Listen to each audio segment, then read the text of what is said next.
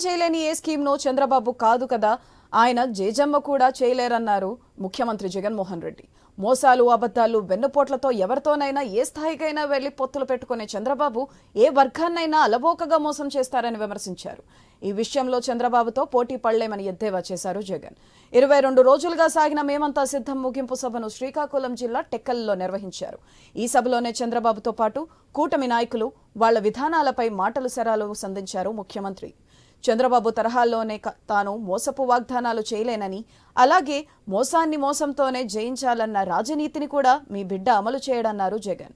మోసాన్ని నిజాయితీతోనే జయించవచ్చని నిరూపించడానికి మీ బిడ్డ సిద్ధమని, మీరంతా సిద్ధమా అని ప్రశ్నించారు జగన్. పొత్తుల డ్రామాలాడే నాయకుడు కావాలా? మీకు ఎలాంటి నాయకుడు కావాలి? గతంలో 2014లో చంద్రబాబు ఇదే కూటమిగా ఏర్పడి ఆయన సంతకంతో ముఖ్యమైన హామీలు అని అంటూ ఇదే ముగ్గురి ఫోటోలతో ఆయన ఇంటింటికి పంపించిన పాంఫ్లెట్ మీ అందరికీ గుర్తుందా? రైతు రుణమాఫీపై మొదటి సంతకం చేస్తానన్నాడు. చేశాడా అని అడుగుతా ఉన్నా మిమ్మల్ని అందరినీ నేను. పొదుపు సంఘాల రుణాలన్నీ పూర్తిగా రద్దు చేస్తామన్నారు. కనీసం ₹1 అయినా మాఫీ చేశాడా అని అడుగుతా ఉన్నాను.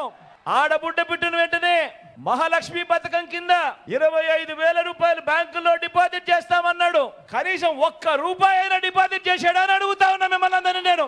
ఇంటింటికి ఒక ఉద్యోగం ఇస్తాం, ఉద్యోగం ఇవ్వలేకపోతే ఇంటింటికి ₹2,000 ప్రతి నెల నిరుద్యోగ భృతి అన్నాడు.